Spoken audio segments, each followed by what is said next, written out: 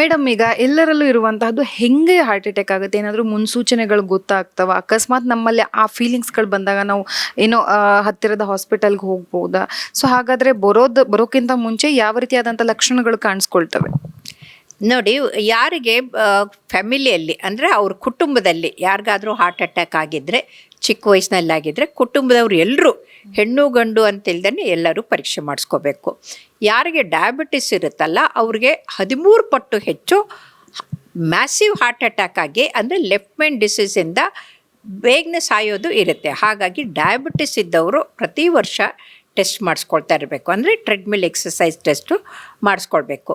ಇನ್ನು B P ಯಾರಿಗಿರುತ್ತೋ ಅವರು ಕೂಡ ಟೆಸ್ಟ್ ಮಾಡಿಸ್ಕೋಬೇಕು. ಈ ಬಿ ಪಿ, ಡಯಾಬಿಟಿಸು ಮತ್ತು ಹೈ ಕೊಲೆಸ್ಟ್ರಾಲು ಈ ಮೂರು ಅಲ್ಲದೆ ಯಾರಿಗೆ ಒಬೇಸಿಟಿ ಅಂದರೆ ಸ್ಥೂಲಕಾಯ ಯಾರಿಗಿರುತ್ತೋ ಅವ್ರಿಗೆ ಹಾರ್ಟ್ ಅಟ್ಯಾಕ್ ಹೆಚ್ಚಂತ ಗೊತ್ತಾಗಿದೆ. ಈ ಸ್ಥೂಲಕಾಯಕ್ಕೆ ಮದರ್ ಆಫ್ 6 ಡೆಡ್ಲಿ ಡಿಸೀಸಸ್ ಅಂತೀವಿ. ಅದು ಯಾವುದು ಅಂತಂದರೆ diabetes, high blood pressure, high cholesterol, heart attack, cancer ಮತ್ತು ಆಲ್ಝೈಮರ್ ಡಿಸೀಸು. ಇಷ್ಟು ಎಲ್ಲ ಬರೋಕ್ಕೂ ನಮ್ಮ ಜನರಲ್ಲಿ ಇರುವಂಥ ಒಬೇಸಿಟಿ. ಈ ಕೊರೋನಾ ಬಂದು ಹೋದ್ಮೇಲೆ 30% ಒಬೇಸಿಟಿ ಅಂದರೆ ಸ್ಥೂಲಕಾಯ ಮಕ್ಕಳಲ್ಲಿ, ಅದು ಮಹಿಳೆಯರಲ್ಲಿ ಹೆಚ್ಚಾಗಿದೆ. ಹಾಗಾಗಿ ಈಗ ಯುವಕರಲ್ಲೇ ಹೆಚ್ಚಾಗ್ತಾ ಇದೆ. ಇದರ ಜೊತೆಗೆ ಅವರು ಜಿಮ್ಮಿಗೆ ಹೋಗ್ತಾರೆ. ಜಿಮ್ಮಿಗೆ ಹೋದಾಗ ಎನರ್ಜಿ ಡ್ರಿಂಕ್ಸ್ ತೊಗೊಳ್ತಾರೆ.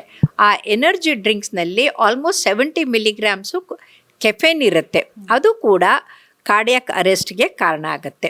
ಇದರ ಜೊತೆಗೆ ಮೊಟ್ಟೆಗಳನ್ನು ದಿನಕ್ಕೆ 4-5 ಮೊಟ್ಟೆಗಳನ್ನು ತಿಂತಾರೆ, ಅಂದರೆ ಮಸಲ್ಸ್ ಬರಲಿ ಅಂತ ಫಾರ್ಮುಲಾ ತಗೊಳ್ತಾರೆ. ಆ ಫಾರ್ಮುಲಾನಲ್ಲಿ ಬ್ಯಾಂಡ್ ಡ್ರಗ್ಸ್ ಇರುತ್ತೆ. ಹಾಗಾಗಿ ಇದು ಎಸ್ಪೆಷಲಿ ಒಂದು ಕಾಲಕ್ಕೆ ಪಂಜಾಬು ಮತ್ತು ಮಹಾರಾಷ್ಟ್ರದಲ್ಲಿ ಜಾಸ್ತಿ ಇತ್ತು, ಮುಂಬೈನಲ್ಲಿ, ಈಗ ಬೆಂಗಳೂರಲ್ಲೂ ಕೂಡ ಜಾಸ್ತಿ ಆಗ್ತಾಯಿದೆ. ಹಾಗಾಗಿ ಈ ನಾವು ಬದಲಾದ ಜೀವನ ಶೈಲಿ ಅಂದಾಗ ಈ ಜಿಮ್ಮಿಗೆ ಹೋಗೋದು ಕೂಡ ಮುಖ್ಯ ಆಗುತ್ತೆ.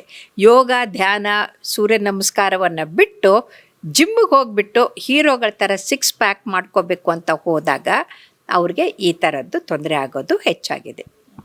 ಹಾಗಾದರೆ ಮ್ಯಾಮ್, ಇದಕ್ಕೆ ಕಡಿವಾಣ ಹಾಕೋದಕ್ಕೆ ಆಗೋದೇ ಇಲ್ವಾ? ಅಥವಾ ಈಗ ನೀವು ಹೇಳಿದ್ರಲ್ಲ, ಆಹಾರ ಪದ್ಧತಿಯಲ್ಲಾಗಿರ್ಬೋದು, ಈಗ ಎಕ್ಸಸೈಸು, ವ್ಯಾಯಾಮಗಳು ಇದನ್ನು ಮಾಡಿದ್ರೆ ಮಾತ್ರ ಹೃದಯಕ್ಕೆ ಸಂಬಂಧಪಟ್ಟಂತಹ ಏನು ಹೃದಯಾಘಾತ ಇದೆಲ್ಲವನ್ನ ಕ್ಲಿಯರ್ ಮಾಡ್ಕೊಳ್ಳೋಕೆ ಸಾಧ್ಯನಾ?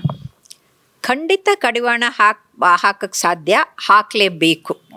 ಇದಕ್ಕೆ ಸ್ವತಃ ಮೋದಿಯವರೇ ಹೇಳಿದ್ದಾರೆ, ಈ ಪಾಮ್ ಆಯಿಲನ್ನು, ಎಣ್ಣೆ ಪದಾರ್ಥಗಳನ್ನು, ಜಿಡ್ಡು ಪದಾರ್ಥನ ಕಡಿಮೆ ಮಾಡಿ ಅಂತ ಹೇಳಿದರೆ ಮೂರ್ಖ ಜನ ಅವ್ರಿಗೆ ಬೈತಾ ಇದ್ದಾರೆ.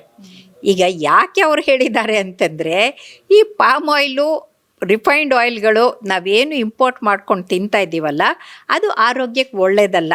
ಆದರೆ ನಮ್ಮ ಗಾಣದ ಎಣ್ಣೆ ಆರೋಗ್ಯಕ್ಕೆ ಭಾಳ ಒಳ್ಳೆಯದು. ಆದರೆ ಅವ್ರು ಹೇಳಿದ್ದನ್ನು ಅಪಾರ್ಥ ಮಾಡಿಕೊಂಡು ಅವ್ರು ಬೇಯ್ತಾ ಇರೋದು ಮೂರ್ಖತನ ಅಂತ ಹೇಳ್ಬೋದು. ಇನ್ನು ಯಾರು ವ್ಯಾಯಾಮ ಮಾಡಿಕೊಂಡು ಶ್ರಮದ ಜೀವಿಗಳಾಗಿ ಕೂತಲ್ಲೇ ಕೂತ್ಕೊಳ್ದೇನೆ ಚಟುವಟಿಕೆಗಳಿಂದ ಇದ್ದಾಗ ಒಳ್ಳೆಯದಾಗತ್ತೆ. ಹಾಗಾಗಿ ಯೋಗ, ಧ್ಯಾನ ಮಾಡಿಕೊಂಡು ಹಿತವಾಗಿ, ಮಿತವಾಗಿ ಸಸ್ಯಾಹಾರವನ್ನು ಸಮಯಕ್ಕೆ ಸರಿಯಾಗಿ ತಗೊಂಡಿದ್ದೆ ಆದರೆ ಹಾರ್ಟ್ ಅಟ್ಯಾಕು ಬರೋದಿಲ್ಲ. ಸೊ ಈಗ ನನಗೆ 76 ವರ್ಷ, ನನ್ನ ಬಿ ಪಿ 100/70.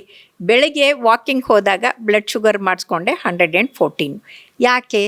ನೀವು ನಿಯಮಿತವಾಗಿ ಒಂದು ಒಳ್ಳೆಯ ಶಿಸ್ತಿನ ಜೀವನವನ್ನು ನಡೆಸಿದರೆ ನೀವು ಚಟುವಟಿಕೆಯಿಂದ ಇನ್ನೂ ಉತ್ತಮವಾಗಿ ಸಮಾಜಮುಖಿಗಳಾಗಿ ಬದುಕಬಹುದು.